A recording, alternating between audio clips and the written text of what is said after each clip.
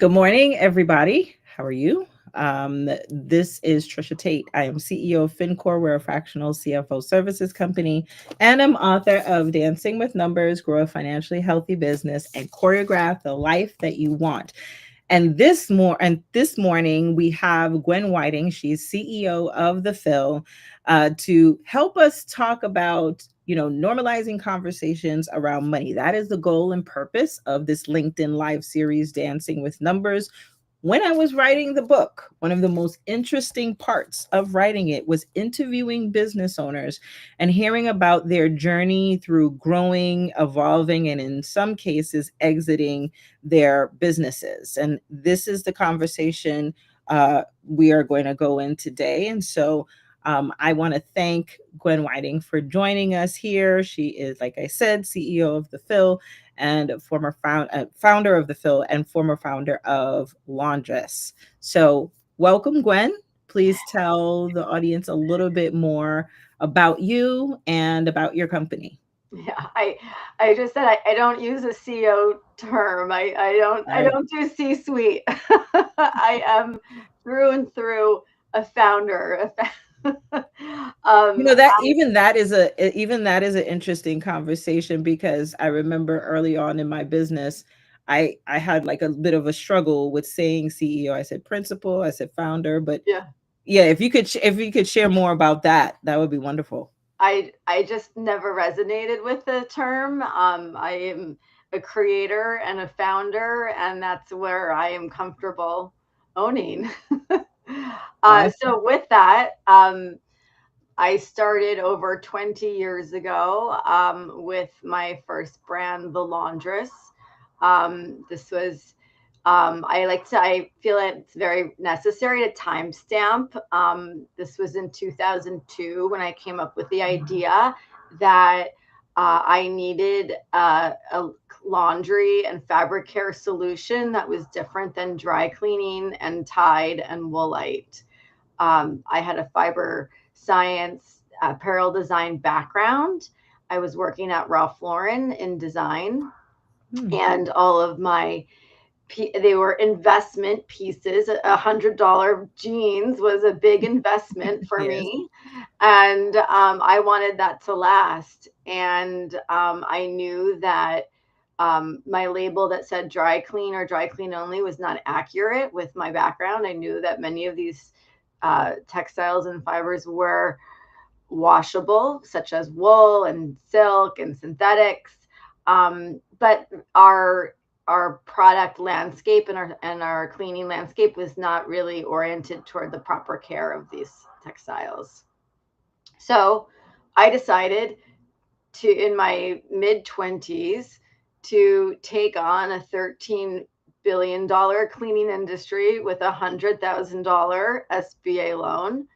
I spent 2 years researching, developing, and building the brand, everything from the actual branding.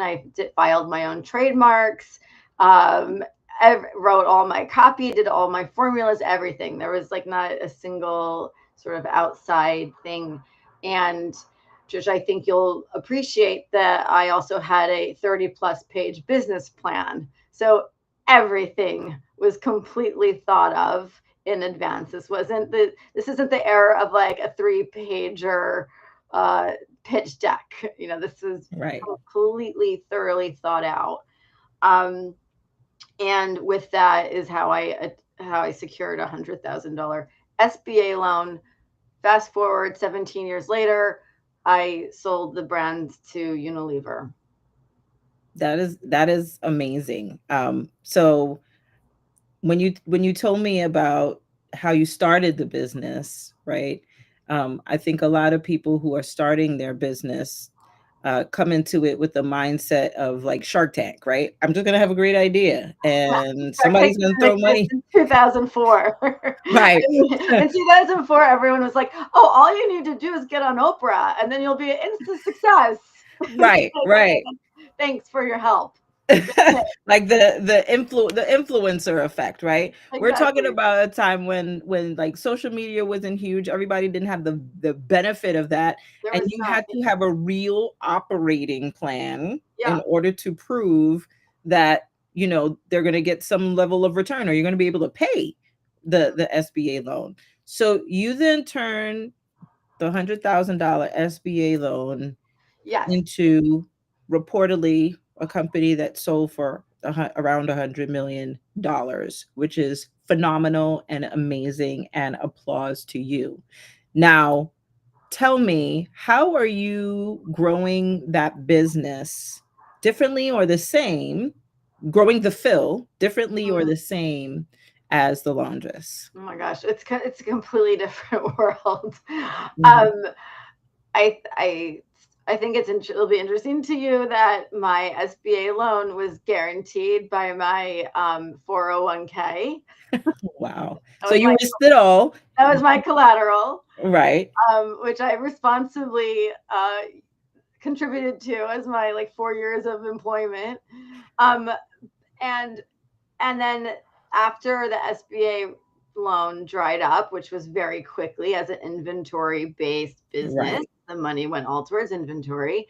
Then um, you got envelopes in the mail, and if you filled them out from the credit card company, they actually gave you a credit card with credit. And Yes. this was 2004, four, and I've been doing a lot of reflecting on 2008 this past weekend, which we'll Mm, get to. the crisis. But Mhm. I funded the business with credit cards, and Mhm. you just filled out the envelope. It was in your mailbox, not an email at the time, and I was able to amass to about $250,000 of operating capital from credit card. As many small business owners do, fund their business at the start from credit cards. Yes. I should say fund, yes, and then fast at 2008 it turned into $250,000 of debt. Right. That's right. But That's right. 4 years in, as a bootstrap business, Mhm. it had to be profitable, and it had to be Yes. profitable really quickly.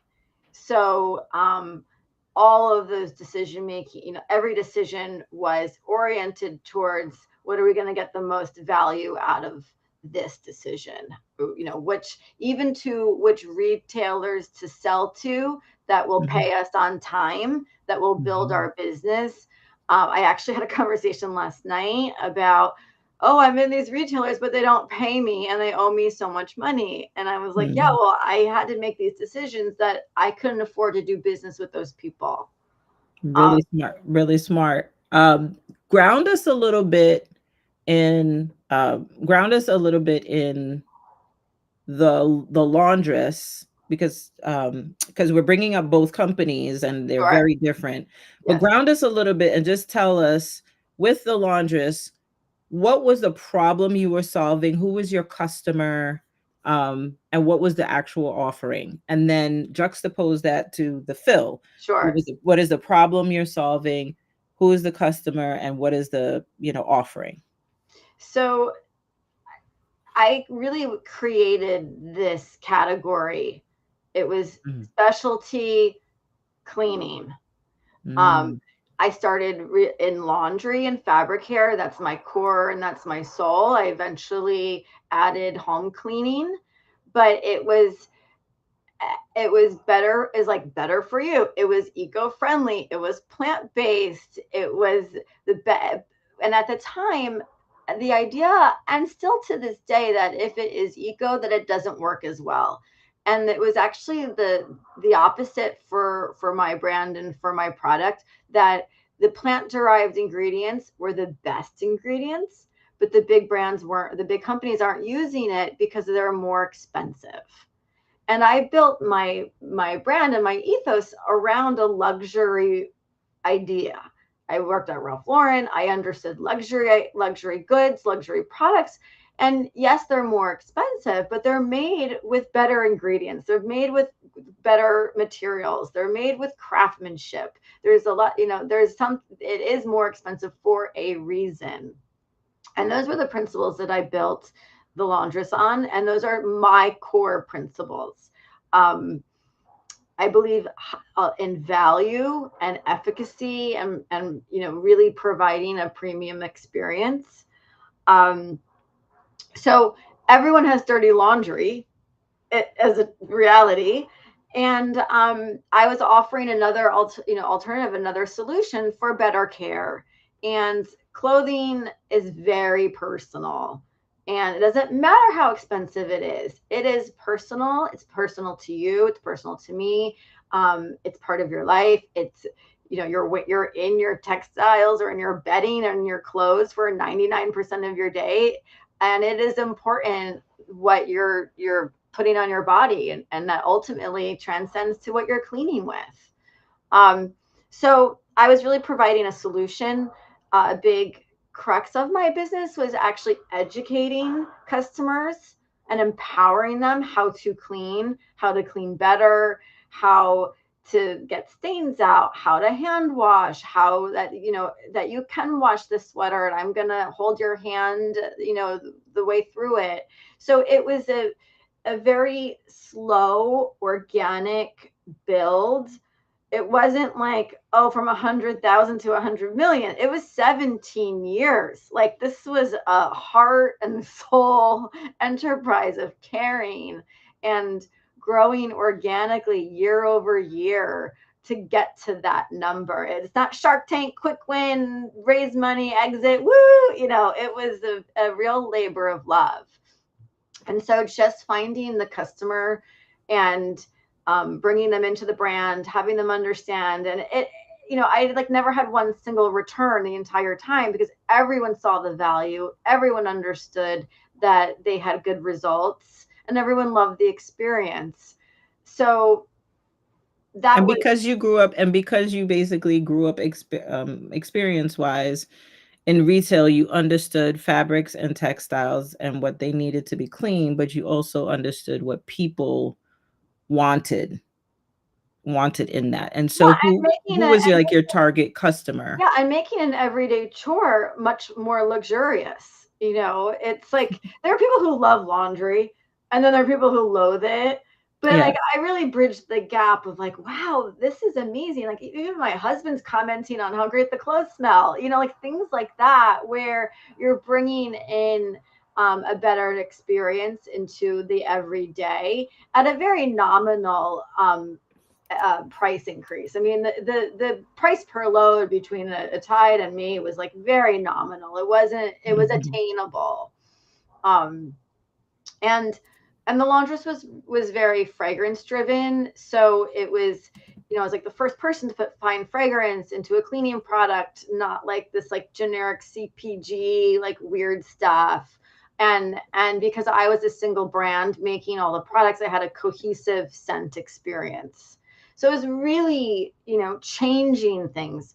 But the the sort of beauty of growing that brand was that there was three pillars of the brand since the very beginning.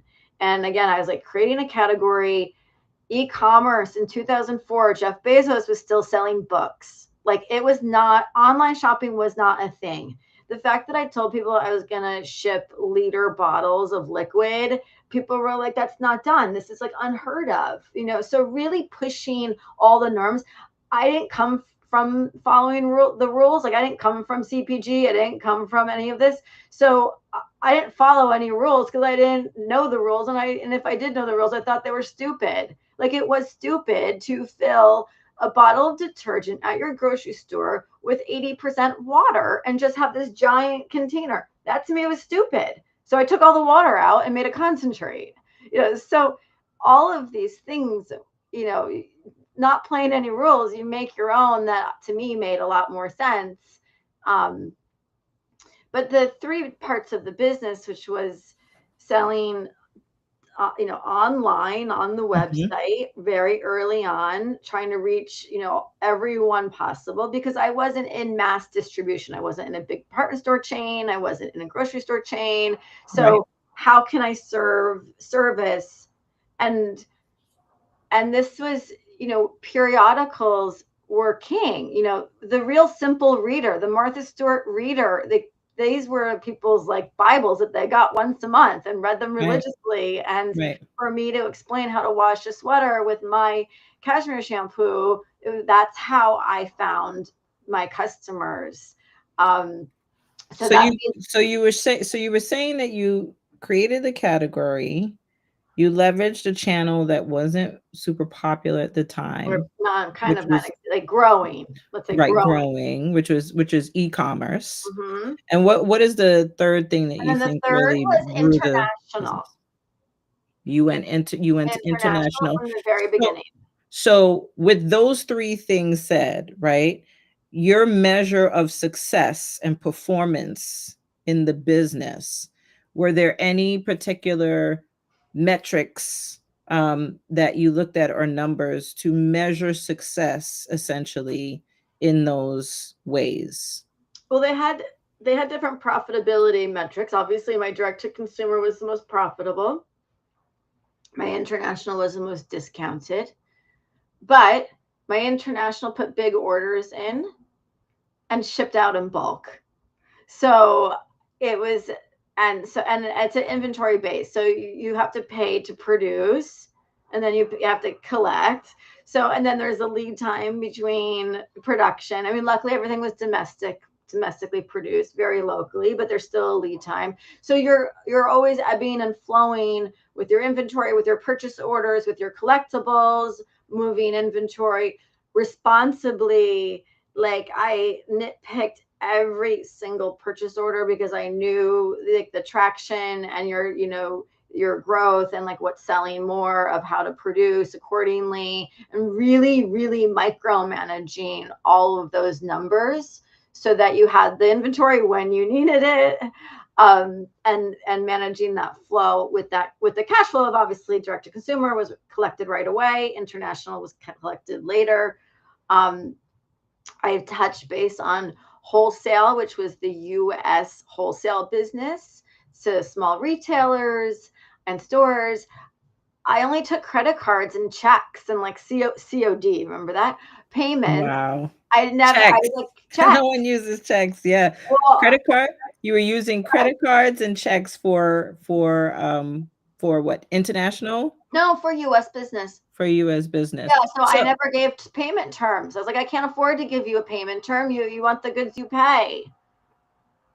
so Like, that's, I was a small business. You have, like, you make the terms that you can support. Like, I couldn't support a giant department store for their payment terms. So, but I would much rather work with a local retailer down the street, or in North Carolina, or et cetera, who valued my product, had a small business, paid their bills, and like growing that way was much mhm, healthier in the long run than to leverage a giant department store that didn't care about your mm, product placement, whether you're on the shelf or not, certainly didn't care about paying for it.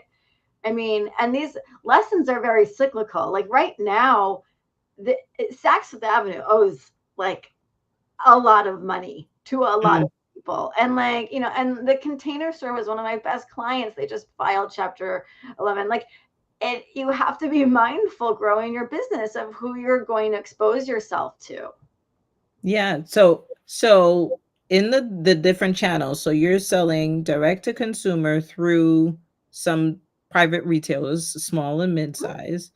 You were selling online, and then you were selling internationally. Yeah, Would you say that represented like a third, a third, a it third of the was. business at It the was. time? And it was Okay. like a awesome thirds until the very end. Things got Mhm. skewed towards the end. At Mhm. the very, very end. I mean, that's like Amazon outnumbered the rest of wholesale. Our direct to consumer was growing very healthy. International was sort of our, you build a market and then you kind of hit a market saturation, but then we added China. So that was like the largest growing. So like Mhm. the levers were always pulling, but the international was interesting because every market had the same exact market growth pattern. It started, and it also, and it always followed the US pattern. So the goal was, I got into people's homes with the specialty cleaning. So it was the wool and cashmere, it was the delicate wash, empowering people to wash things that they didn't realize that they could wash, save money on dry cleaning, and empowering and trusting the brand. Then Okay. then the goal was, and here's your metric, is that for them to then adopt the rest of the brand and then use the signature detergent, which was the primary laundry detergent, in their home. And that was the growth Mm, pattern and the brand adaptation, where they went from specialty to everyday. got And it. and that replicated in every single market. It replicated in Japan and Korea and so, and that's how I could, manage or know, really know my SKUs and I know. was wondering how many SKUs you actually were work with. You didn't have to work with a lot of SKUs then. I had a ton of SKUs. I had a Okay. lot of SKUs because Okay. I had different fragrances and yeah, I started with like 13 SKUs. I started with like 15 SKUs. Did So you look at the did you eventually at some point look at the profitability of the SKUs and make any determination on like this is performing well, this is not performing well? yeah, I mean, I knew my cost of goods from, and everything was built from there. Mhm. Um, Again, I also was pricing things not to compete on a grocery store, and grocery store margins are very different than premium retail margins. It's a totally different margin game. Right. So I was not playing that game. I was playing premium retail margins. Um, and there were SKU. I never cut a SKU for performance or for Okay. profitability. Like there were certain Okay. things that you added that just gave extra value that like weren't big performers or um weren't as profitable as others, but were important in like the greater scheme. Mhm, mhm. Sometimes you make that decision. I remember working with an, organic skin and hair care brand, and, they were having cash flow issues, and part of the cash flow issues were they were producing some things that cost a lot to produce. So we cut a couple of SKUs depending on profitability, but the most popular product actually was kind of like a loss leader. Yeah. You couldn't cut it because it was the most popular thing Yeah, driving yeah, yeah. sales, But it brought them but into the brand. that's Yeah, exactly right. It brought yeah, people into the brand and they bought other things. So we had to, had to make a strategic decision there. Um, yeah. tell me about the fill compared to the Yeah. laundress in So terms of what is the problem you're solving there and for what customer? so we have to go back to the story slightly, Mhm, which is I sold to Unilever 6 years ago. mhm, After my term and my contracts ended, my employment term, my 2-year term ended. mhm, Um, Unilever had a very public recall and downfall of the brand, mhm, and pulled the entire brand from the market for 9 months, and in doing so, um, let down my entire customer base. yep, Hundreds of yep, thousands of users were left a very anxious and concerned because they claimed a severe problem. Um, and but I wanna share to that point, a mm, lot of people in exiting their business and selling their business, I'm actually gonna have a conversation with some alumni at my business school about considerations in preparing for exit, and one of the things I never really hear people talk about is consideration around who the buyer is. Like, if you care about how the brand or the business yeah, exists after you leave, which a lot of people don't really think about, right? Do you care where your baby's going and and a lot of people don't think about that. So it's a very important to think about who your buyer is going to be. But now take us yeah, forward in the story and to because basically your clients and to were that point, I mhm, truly believe that I was sending my baby to college.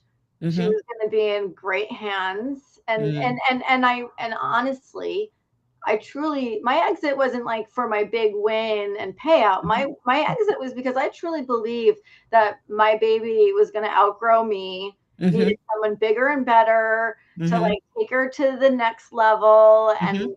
be brought into other homes and, make everyone, just make my baby even and better and brighter and Right. happier in other homes. I Okay. honestly believe that. I drank Yeah. Kool-Aid. They were done a ton of acquisitions. They had other brands I Of respected. course.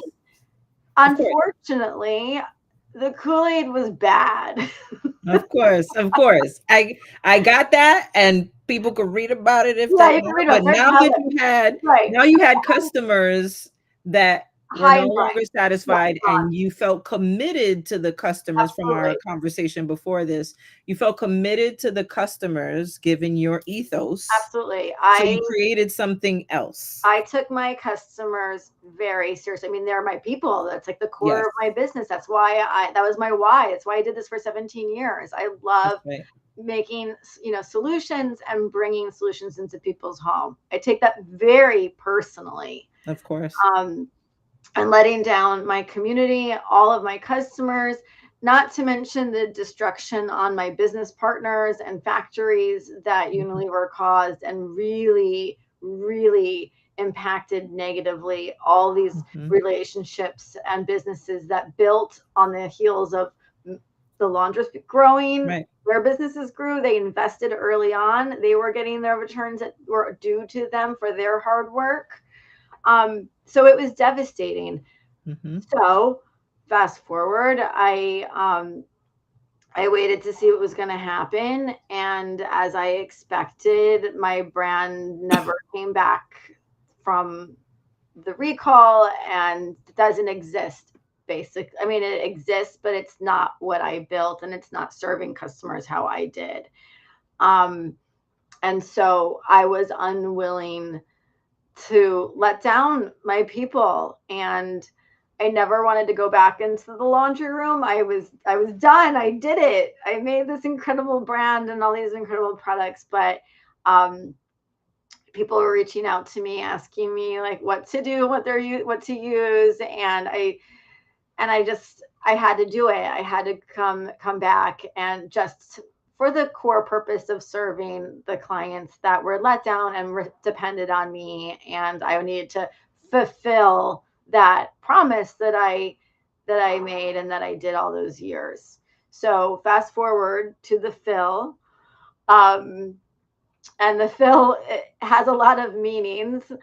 Um, but that but I want to do it. I'm doing it very, very differently. I Yeah. already built a giant CPG brand. I Mhm. don't want to do it again. Yeah. I want a Yeah. small business. I love small businesses. I Mhm. always really ran the laundress as a small business or a small business mentality, very agile, very lean, very responsibly. Um, and the goal of the fill is to fulfill for my customers and just provide them the same experience that I served all those years. Mhm. But So it's a what is the offering, and who is the customer? So the offering, I have about 15 SKUs. It is laundry, fabric care, and home cleaning. Okay. It's 20 years better. It was really fun as much as I didn't want to clean again, it was still fun to go back and recreate again 20 years Mhm. plus later. Um, Improvements in materials and performance, but also a new orientation. And the laundress was very fragrance driven. And for the fill, it's all aromatherapy infused with essential oils. Mhm. And the ethos is that to let life work for you. That if you're cleaning anyways, you're spraying your countertop, you're doing your dishes, you're sleeping in the sheets that you launder, you can get actual well-being benefits from the Mhm. aromatherapy blend at the same time. So you Mhm. might as well take an extra benefit from something you're already doing and So you're letting your so product work harder. you're selling eco-friendly, um Cleaning products, fragrance and fruit, essential fragrance oils, infused. Yep, aromatherapy infused. Yeah. yep, aromatherapy infused cleaning products. Hmm. But how is it's kind of similar to what you did with the laundress, but how is this business different? Yes. How are you growing it It's the differently? next generation of product. I also was very big and early in sustainability and really taking that seriously. Like I already spoke about the sort of plant based from the beginning. Yep. I Yep. also concentrated and put everything in number one PET recyclable bottles back in the early Mhm. 2000s. So, you know, CPG and packaging, there's no perfect solution. There's no big win, but how Mhm. can you do it better? So, um, I put everything in a flex pack, which uses like 90%, or excuse me, like 80% less plastic than Mhm. a Mhm. bottle, but Mhm. also selling a one bottle for a refill. So you're not buying bottles all the time. You have a vessel that you can continue to refill, or you can refill your own vessel at home, or just go Yep. straight from the pack. Um, but the business is completely direct to consumer. But on top of it being direct to consumer, it's also a private members club. So you have to Okay. be a member. Yeah. You Talk have to be about a that. member of the club to be in the community and to Mhm. shop the collection. You can buy whatever Mhm. you want. It's not subscription, but Mhm. you have to pay to be a member, like Costco membership or Okay. Okay. Wonderful. or Amazon Prime, which like pays for shipping. So the membership is tethered to the shipping metric. So it's either flat rate or free shipping, depending on the tier of your membership. But the other thing of why it's a membership is that I wanted to create value for my customers. And I spent all those years giving all of my know how away publicly, which was amazing. And I loved it. But now my information and my know how and my expertise are only for my people. Yep. So, and I probably said the word value if you look at AI bot like 50 times so far. I am obsessed with value and I want to provide value to my people. So that includes content, that includes learning, that includes like, it's very early on. So all these things are building within the membership. Um, Mhm. but I also am like rejecting all the sort of normal ways of doing business right now. I don't want to bombard people with emails. I don't want to stalk people on Instagram. I don't want to pay for ads that are a waste of money. Like I don't want to do all Yeah. of these things that I personally don't believe are you can build a business that way anymore. So you're organically grown, primarily word of mouth, um, in a membership model, and you're educating your membership and taking them along the journey. Mhm. Um, given because one of the beauties of having this format where I'm interviewing business owners in completely different industries with very different product offerings is that I get to ask them how do they measure success from a financial perspective, and just sit in my mind for a second, because I love spreadsheets but not everybody does.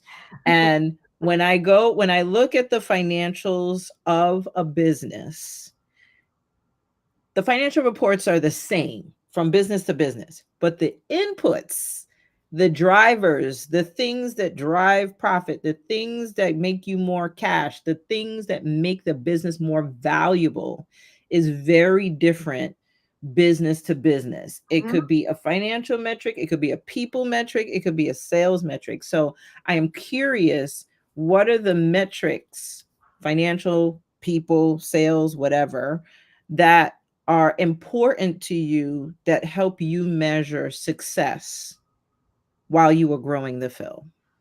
The fill or the laundress? Which one? Well, or both? Well, let's start with the fill and then go to the laundress, because to your point, they're different. They're different businesses, similar product and ethos and value, Mhm, mhm. but different business models. So yeah, so let's start with Yeah. the fill. What are So, the I, financial the so metrics that you use?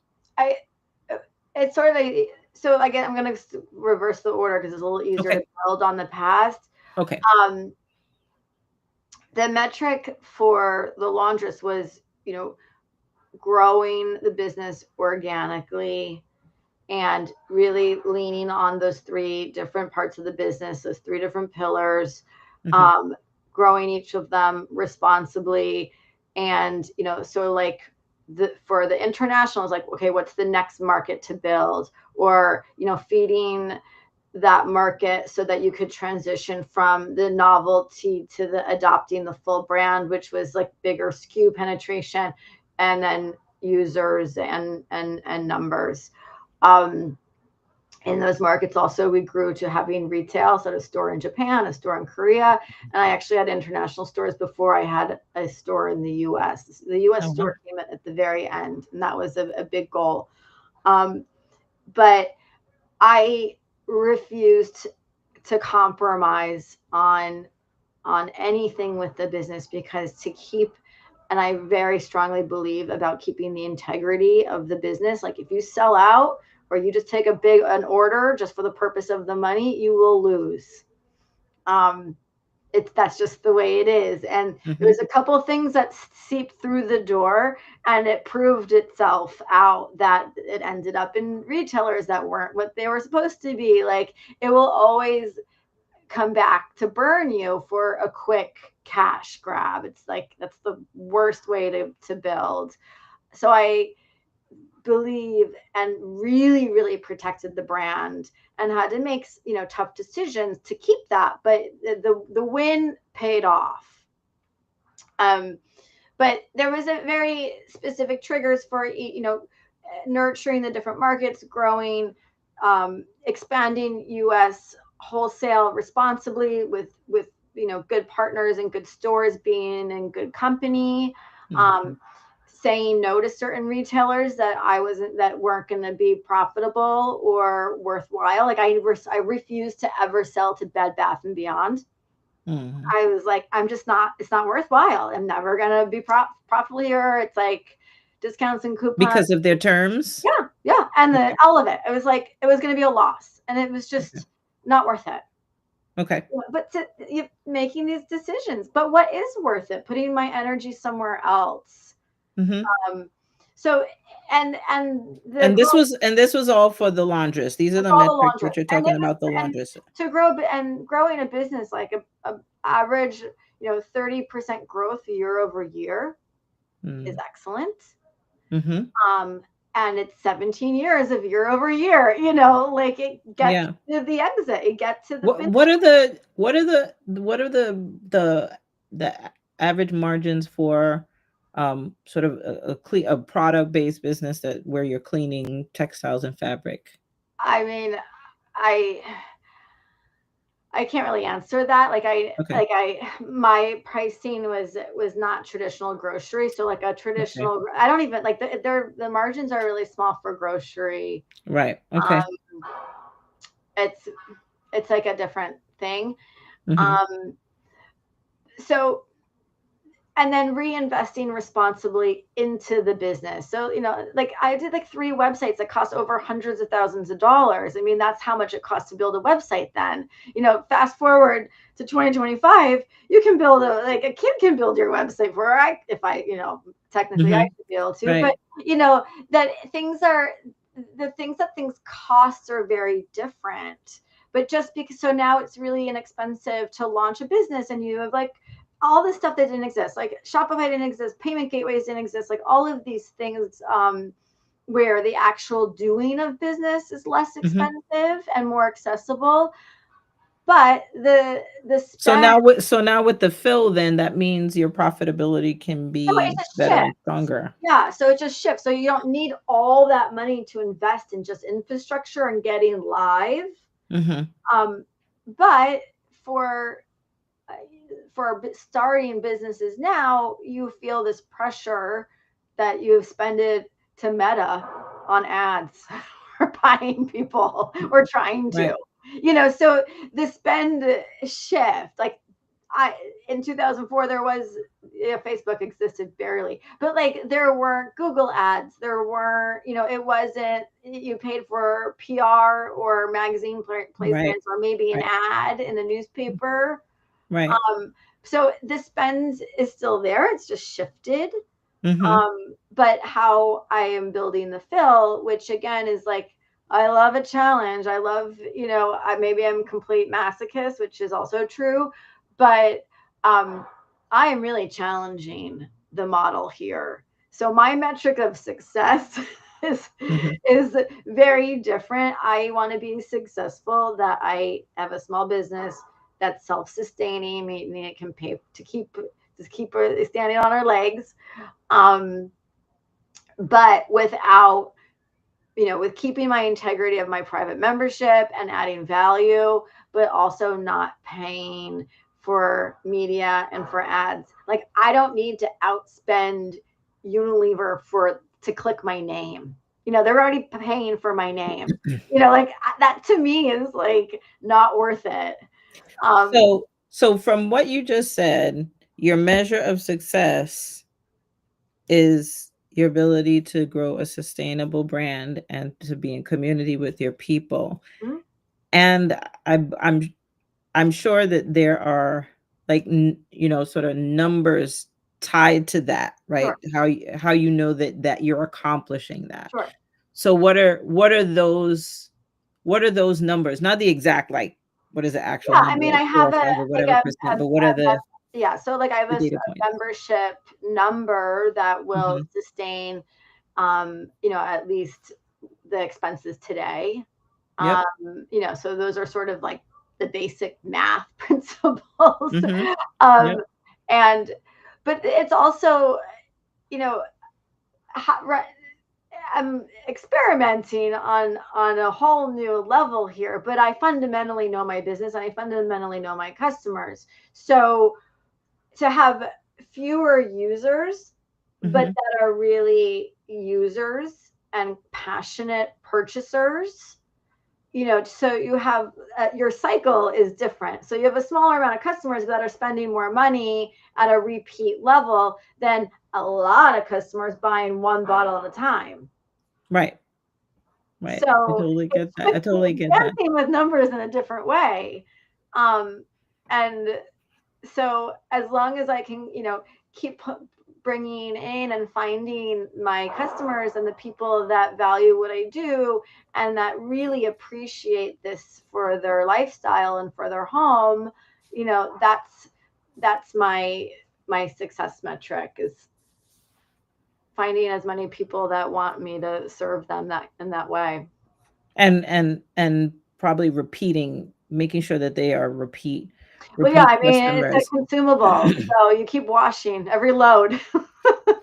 I remember when we were talking before this interview, you talked about um there were a couple of lessons that you learned early on in your professional career Mm, that helped you in your bootstrapping of the laundress mhm, and then you've brought into the fill. mhm, Um, and one of those was around being creative around the top line and the importance of managing relationships mhm. to grow the top line, but also to manage the vendor Mhm. relationships. Can you talk to us more about that? The Yeah. the the things that helped you grow the business when you were essentially bootstrapping it Yeah, simultaneously. for sure. So, um, what was a gift that I got from my job at Ralph Lauren was really understanding the value and importance of your relationships. Mhm. So, I was in a product category. I had vendors that made things for me, that put things together for me, that delivered what I was responsible for. And to work with these people on a very personal level. And I was young, and I'm asking these vendors to like stand on their heads, like compromise their business for me, like to get things, the impossible done. just so I could deliver my work for Ralph, um, was what became a collective effort. So it was as much for them as a success and a team effort as it was for me, as it was for the business and the brand. Um, and to really create these relationships where they wanted to do things for you, and it was a true, effort of Yep. togetherness. Um, Mm-hmm. and also, they weren't paid on time either. So, Mm-hmm. Yep. dancing was like, but you still owe me money from last year, and I have no impact on getting them paid. But then, needing to get them paid while I'm asking them to do the impossible again, it was a real relationship management. And I was in my early 20s. Um, but that was my one of my best assets and learning was to take that with me. So when I built the Laundress, it was so personal with my vendors. They wanted me to succeed. They were betting. When you're a startup and you've got like some crazy idea, you're young and like $2, like you're asking someone to take their resources out of their company to give them to you. Yes. And did that help you on on the top line with those companies where you had to, send out invoices? Because direct to consumer, you get the No, money right yeah, so this away. is on the But back end of the manufacturing. mhm, So, making all of my manufacturing partners, was super team, super collaborative. Having them bet on you and work for you and maybe even prioritize you over another customer because you have an mhm. order that like needs to get out the door. All of these things come into play. Like people want to work with you, when you have a relationship. If you just send over a purchase order and don't talk to anybody and think it's just a spreadsheet or that doesn't work. No one How cares. did you foster how did you Become messy. foster how did you foster that relationship? Was it thank you cards? Was it regular communication? Was Showing it up, personal meetings, phone calls. I mean, I spoke on internationally you would all of go it. Well, yeah, I'll go on international? Yep. international, Mhm. for sure. I mean, this was like I didn't do a Zoom call until like the Right, of course. acquisition. I Of mean, that course. was Of like course. I Of think we like course. tried to Skype with Japan once. It was like, Of course. Of course. Yeah, yeah. No, no, no. I remember that when I was living in Hong Kong using Skype. I it wanna was in like, the in the interest of time, I yeah, wanna switch gears for a second because I wanna go but around the process of exit. right, I'm but meeting a lot of b just very quickly, Trisha, what is Yep, relevant about the relationships and yep, getting them to bet on you yeah. is the honesty of I can't pay you this week, but I Mhm, can pay you next week, or I can pay you mhm. 25% this week and 25 next week, and So there was a not plan, yes. yeah, and not hiding, but being like super honest, like not ignoring the phone calls or deleting the emails, like getting ahead of it. And I so believe in being ahead of it. And that was even with customers. If I was late, I wanted them to know from me before I was late that I Mhm. was going to be late. And if you're just honest and open, then there's an understanding and you're like, and that's fostering these relationships that you can be honest and you can be trusted and you're good for it Mhm. and you have a comfort level and it's like, oh, that's the other half of the relationship building. But I back love to that. yeah. I love that. Thank you for sharing. All right. So I just want to switch gears back to the exit of the laundress, because I bump into a lot of business owners who are in that phase, right? They feel like we're 2 years, 5 years, 10 years away from exiting, whatever that looks like. It could look like handing your business over to your family member, for it's a family run business. It Mhm. could be if you feel so committed to your employees, then you work a model out where you sell to them, or you sell to someone else, right? Or you merge and you sold your baby to college. Essentially, you sent, let me not say sold, you sent Yeah. your baby to college, in your own words. The process of preparing for exit as a CFO, I know it's a long involved process, and it takes an army of people to prepare, not just prepare the baby, but also prepare the business owner. So can you, I want to like hone in on sort of like the financial part of the preparation, um, preparing not just the financial operations, but also just the business financially to go through this phase of exit. Can you just walk us through what that process was like? And at the time, who might have been on your team supporting you Yeah. in that process? It's so interesting because it was only 6 years ago, which I mean is a long time, but not Mhm, really. And I feel that the resources for this conversation is so different than 6 years ago. Like there was no resources, there was no conversation, there weren't books and podcasts and people like you like having these thoughtful, meaningful discussions. So and the talk started 2 years before that. So we're like, with 18 months. So again, now we're like back into like 8 months, 8 years ago. mhm, Um, so it was it was like silence, like don't talk about it, like don't jinx it, don't tell mhm. anyone, like you're sworn to secrecy basically. So you're Because you were in the midst of growing your business yeah, and weren't really and planning it to wasn't a exit in plan. the Yeah. moment, So right? let me back that up slightly. Was that because it was bootstrapped, we never raised money. There was never a pitch deck. There was never a board pitch. There was never a model that was external. There was no valuation that was external. Like there was nada, Those nothing. traditional things weren't Those available, traditional yes. things that like would be like a normal business, even from like a startup that just like was raising, some money, Mhm, with the foundation would have already sort of been there. mhm, There was nothing. But at the flip side, I had like, 17 years of a growing profitable business, mhm, real numbers, mhm, that were like crystal clear, super clean. The business mhm, was so clean and organized, but not in an exit capacity. mhm. So and we were approached, so like Okay. not prepared, and so Mhm, now your back is against the wall, and it's like we want your response X, and you're like don't even have a lawyer, or don't even have anyone. um so it was very conversations are not great to go into on your hind leg. And so who helped you prepare for those conversations? well, this is where it was very clanky. um we started the conversations directly without a professional banker, Okay. which was not my choice, but that's Mhm, where the conversation started.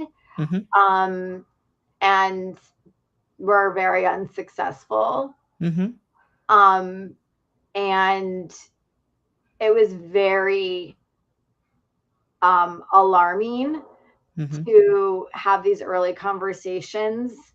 And the first number that they threw out was like, are you kidding me? Like this is a very profitable, like Mhm.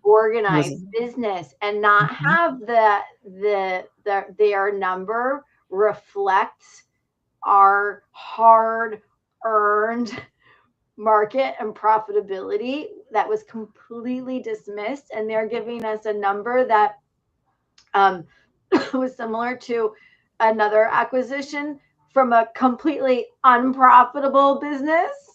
It and the was fact that you said earlier that your business was growing at 30% a year top line, right? You advocated for that. And so if people are exiting and going through the process now, it sounds like one of the lessons you learned was advocating for yourself, having a banker and a lawyer that can negotiate in the room. yeah, Would yeah, that be fair? yeah, Any definitely. other lessons?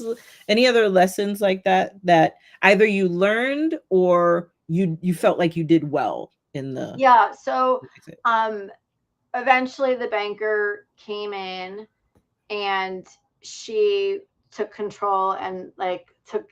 They basically didn't want to listen to us. They needed someone else to tell them what to do. Um, and after my heartbreak of not being recognized for having a profitable business to continue on. That I was in the same category as a over leveraged business that wasn't operating well. But then it took someone else and to then bring the horse to the water to like show and extract the value of the brands. But it wasn't going to come from me. It had to come from an outside source. And there are certain times when like you need to have that role. Was the outside source like a professional in the industry, It or was an M&A an banker. M&A advisor? Okay. Mm-hmm, So mm-hmm. you had an M&A advisor on a team, you had a Yeah, and then banker. there was the corporate lawyer, and then there was the personal lawyer who dealt with the employment contracts. That was like pretty much, and then our personal accountant, was helpful. But Mhm. yeah, so all of that goes into play. But putting together that team sort of on the fly is Mhm. not from a position of power, and I don't Yeah. I don't, I don't recommend being in that position. Did you have a who put together like the pitch deck part? The final was from the M&A banker. Got it. He like took Got over it. everything. Got it. Yeah. Beautiful. Well, I want to thank you for sharing that experience, um, and your parallel to sending your baby off to college was a very, very creative one. Hadn't heard it that way, but it was very interesting to me when we did the pre-interview call for you to share the importance of, if you build a brand that you are proud of and you want to see it continue to succeed, one of the when you exit, one of the important considerations is, who are you giving your baby over to, if that is your intention and your goal. So I want to thank you for sharing that, and also for sharing um, your experience building a new business that is very different from the other. And the last thing, and I will touch on this because it's important to FinCore, the business that I build, I place tremendous value on business owners that grow organically from $0 to whatever it is. Versus you only built the business because someone threw money at you. I think it's a very there's some hard knocks lessons that happen when you build something from the ground up. And I totally agree and believe that sometimes you need other people's capital in order to take it to the next Sure. level, but growing it as far as you can organically takes some grit and some nerve and some strategery with how to manage your cash flow in order to make that happen. So kudos to you, applause to you in doing that, and good luck with the fill and the membership that Thank you are you. building there. Hopefully I can have you on for another conversation. There were some things that we didn't get to cover, but I think there were some valuable lessons and takeaways in this I conversation. hope So so. thank you very much, Gwen, Thank for you. joining me here on LinkedIn Live, Dancing with Numbers in Real Life. I want to thank everyone else out there who was listening. Please share your comments, your key takeaways from this conversation. And next month, we will have another business owner talking about how they grew that business and that industry and how that was different, and what were some of the financial considerations in their growth of the business, and even some of the lessons that they learned, difficult or they're not. And again, my name is Trisha Tate. I'm CEO of FinCore, and I'm really enjoying normalizing these conversations around money and numbers and business growth, particularly with my women business owners. So again, thank everyone for being out there in LinkedIn Live, YouTube universe. Thank you, Gwen, for Thank being here, you. and Thank you. have a wonderful, wonderful